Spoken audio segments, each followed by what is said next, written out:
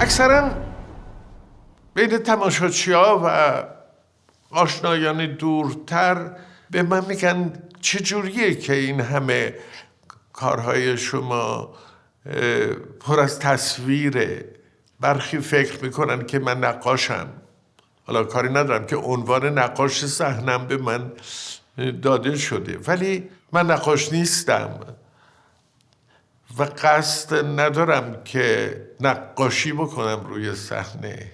ولی یه چیزی رو میدونم، عاشق نقاشیم، عاشق تصویرم.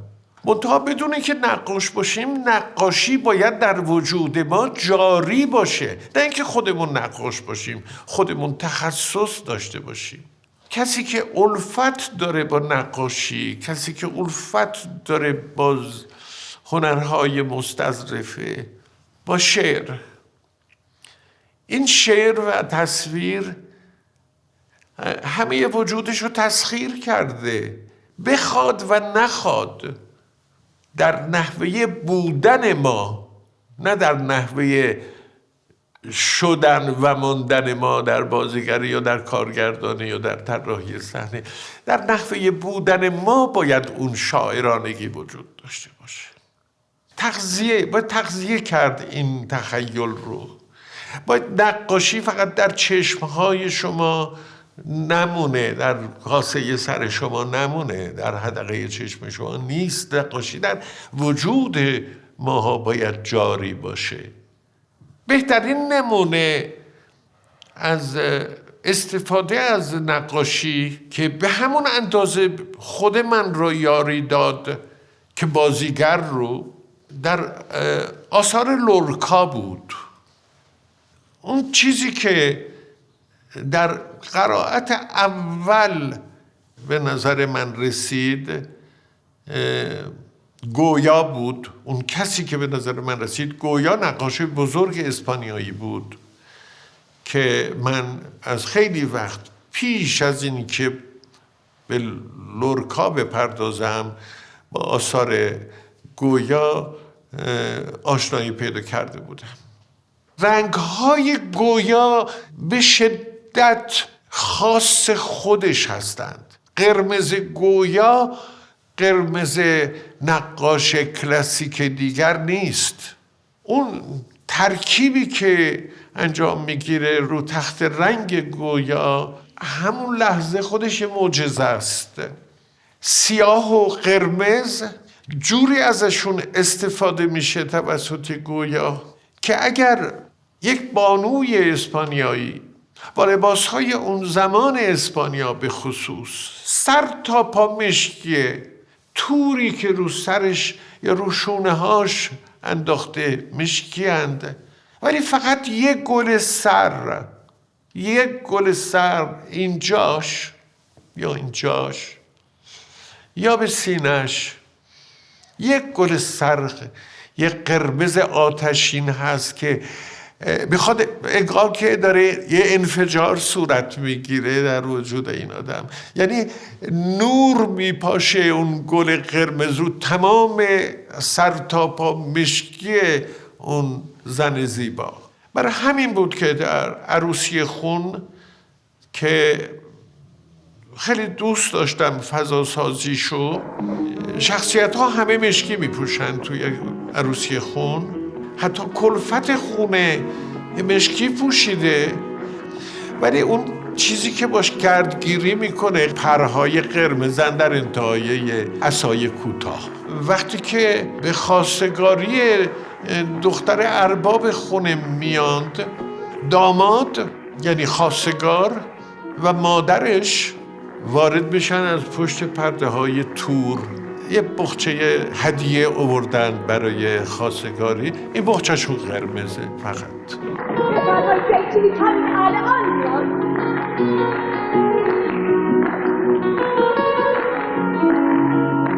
نمایش با این صحنه شروع میشه که یه میز بلنده، 6 تا صندلی اطرافشه، 2 تا کت مردونه رو پشت صندلی افتاده یه سیب قرمز وسط میزه. مادر پسری که قرار داماد بشه هم مشکی پوشیده، خانم رویا تیموریان. پسره میگه خب مادر من رفتم. کجا؟ میگه خب دارم میرم مزرعه. این کجا گفتنش معلومه که پسری که قبلا رفته مزرعه کشته شده، بنابراین کجا میدونه داره میره مزرعه، ولی میخواد یه جوری غافلگیر میشه این مزرعه، برای اینکه مزرعه براش معادل مرگه. پسر را میفته که بره، مادر این سیب رو بر میداره، پسرش رو صدا میزنه و این سیب رو پرتاب میکنه برای پسرش، گاز میزنه و میره بیرون. همین کاربرد یه سیب، یه گل سینه یا یه گل سر در تمام زمینه مشکی، انگار که یه سمفونی رنگ رو صحنه هست، در حالی که یه رنگ قالبه که 95% مشکیه و 5% فقط قرمز.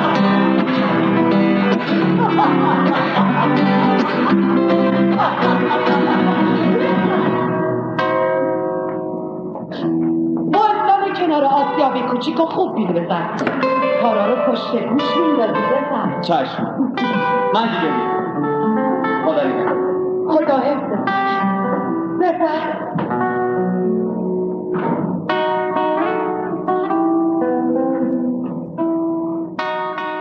میخوام یه مثال دیگه از استفاده مستقیم از نقاشی رو براتون بزنم، از یرما.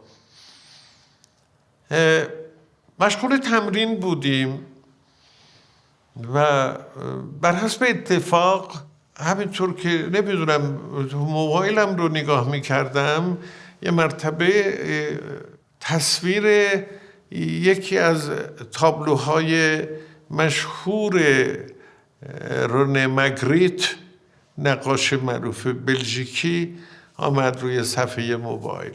مدتی خیره شدم به این نقاشی و بعد خانم نسرین درخشانزاده که ایفاگر نقش یرما بود رو صدا زدم. گفتم نسرین اینو خوب نگاه کن. نگاه کرد. گفتم میتونی به من بگی چجوری میخوای، اگر بنا بود من از تو بخوام که از این تابلو در کارت استفاده کنی، چجوری میخوای استفاده کنی؟ گفت خب اجازه بدید من فکر کنم. گفتم باشه. تمرین شروع شد. اون روز این اتفاقی که میخوام تعریف کنم رخ نداد، ولی یکی دو روز بعدش افتاد. این اتفاق چی بود؟ صحنه ایست که خوان نشسته کنار میز شام که هیچی روش نیست جز یک ملافه سفید، رومیزیه در حقیقت سفید. دوتا خواهرش هم در یه فاصله از خوان نشستند، دوتا آدم عین مردها. به همین دلیلم من دوتا خواهر رو توسط دوتا بازیگر مرد جوان رو صحنه آوردم. و یرما رفته گردش، رفته آب بیاره و در عین حالم یه هوایی بخوره و اینا منتظرند. هر کدومشون قر و لندهای خودش رو میزنن تا اینکه بالاخره یرما میرسه. کجا بودی؟ خوان از یرما میپرسه. میگه رفتم آب بیارم، یه سطل آب بیارم و ضمناً هوا بخورم. تو هر روز بخوای بری هوا بخوری؟ میگه آخه کار دیگه ای ندارم. تو که دائما با گاو و گوسفنداتی، خواهرات هم مرتب دور محله ها میگردند، من تو این خونه تک و تنها دق میکنم. این دیالوگ ادامه داره تا یه جایی میرسه که خوان یه چیزی میگه و یرما میره رو میز برای اینکه به خوان نزدیکتر بشه و پاسخ بده به گنده گوشه های شوهرش. تو این خونه اومدم که تسلیم نشم. میدونین زمان تسلیم شدنم که وقتی سرمو با یه دستمال بستن، وقتی دستم جوری بستم اون که دیگه با نشه تو تابوت. اصل ماجرا اینه که تو یه سال نصف ناقصی، فقط سعی می‌کنی من دیگه تو این قضیه بیگناه رو داغون کنی. من کیم خوان؟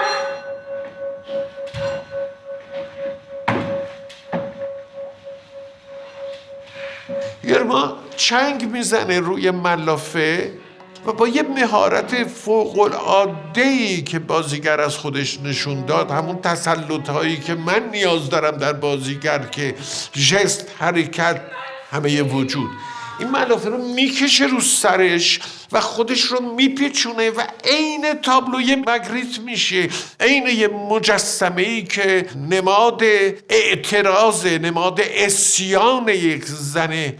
بگه من کیم؟ من کیم؟ من کیم؟ من چیم؟ چندین بار این فریادو میزنه. من کیم؟ من چیم؟ من کیم؟ من کیم؟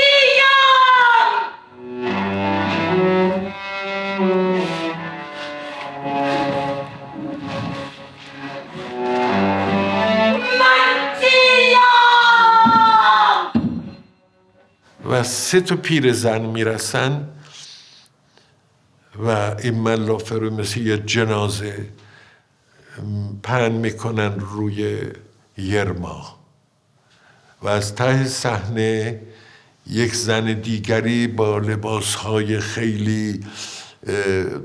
خیلی گویا، رنگامیزهای گویا، یه زنی وارد میشه و بالای این جسد نمرد یرما ولی عین یه جسده افتاده شروع میکنه یه شعری از احمد شاملو میخونه و به دنبالش یه شعری از فروغ فرخزاد در قبال زن که زن کیست تو این جامعه. زیبایی وقتی میخوام برای پسری رنج بکشم، هوا کوکبی های ماه خواب آلوده رو میکسته و 2 فواره شیر گرم در عمق تنم، جسم ضربه است که شکنجم رو تپنده تر میکنه. هیزم شکن، سایم را قطع کن،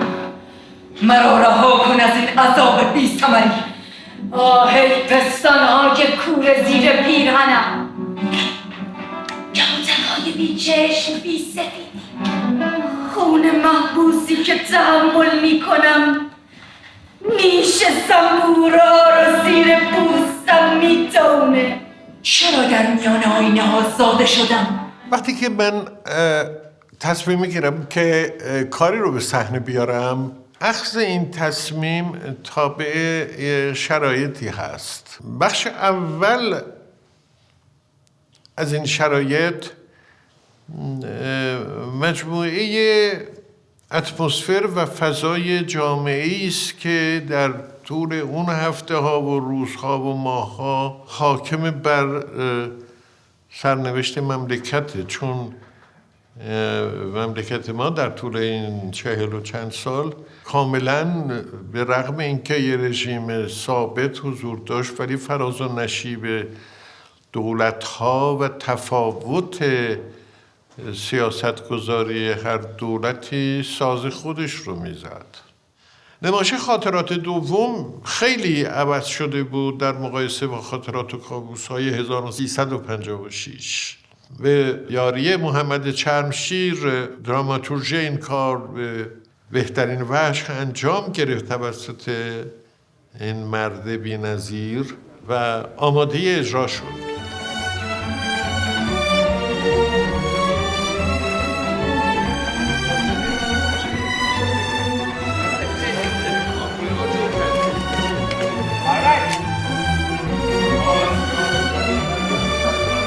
اگر میخوام یه دربار ناصرالدین شاه که دربار فاسدیه رو نشون بدیم، ما فساد رو کار میکنیم، موقعیت یه دربار آلوده به فساد رو.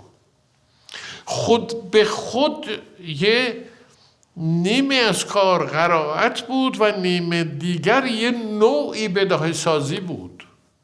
فساد رو کار کنیم در ژست، در کردار، در لحن و در گفتار. اون چیزی که مهم بود این شاعرانگی متن بود که برای من خیلی خیلی مهم بود. منظورم از شاعرانگی این نیست که باید شعرگونه باشه متن، ولی باید به گوش دلپذیر باشه، ملال آور نباشه. چون موضوع وقتی که تکیه به تاریخ داره، هر چقدر ما به تاریخ نپردازیم، هر چقدر هم تماشاگر میفهمه که ما داریم زمان حال رو بیشتر زیر سوال میبریم، ولی به هر جهت این شاعرانگی کمک خیلی زیادی به تماشاگر میکنه، یعنی به نوع ارتباطی که من آرزو داشتم با تماشاگر برقرار بکنم. فکر نمی کنیم که میخوایم شاعرانه حرف بزنیم، این یه تصمیم نیست، یه خواسته است. حالا چقدر جامعه عمل به خودش میپوشونه چقدر نمیپوشونه، ولی میپوشون، چون اون کسی که این شاعرانگی رو بیشتر روش کار میکرد محمد چرمشید. از دیدار من گریزان نشوید. تا هستم و هستیم دوستتان داریم میرزا تقی کن. خونی که ریخت، خون این خاک بود که ریخت، دستت بود که خود شکستی. تقصیر کن ما این که فراموش میکنیم، پسرها مرد میشوند، شاهزاده ها شاه میشوند. خوشحال باشید.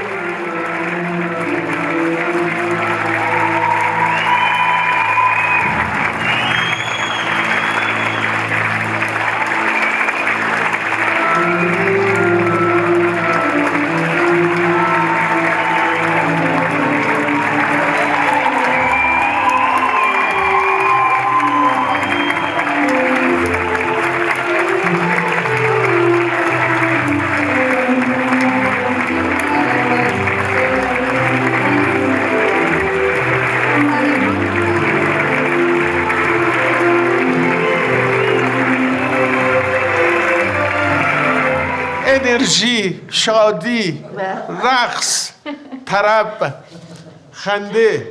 صدا رفت. صفحه 9 با آقای دکتر رفیعی 2411 ترک 3 رفت. کلکه وای لبخند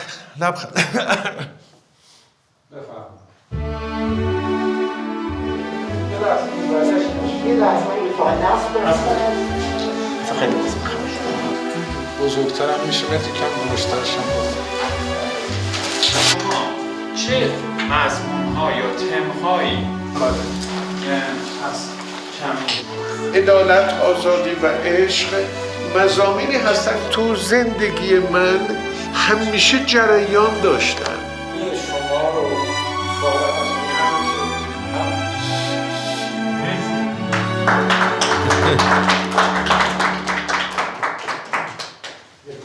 کات کات عالی. خیلی خوب بود. عالی.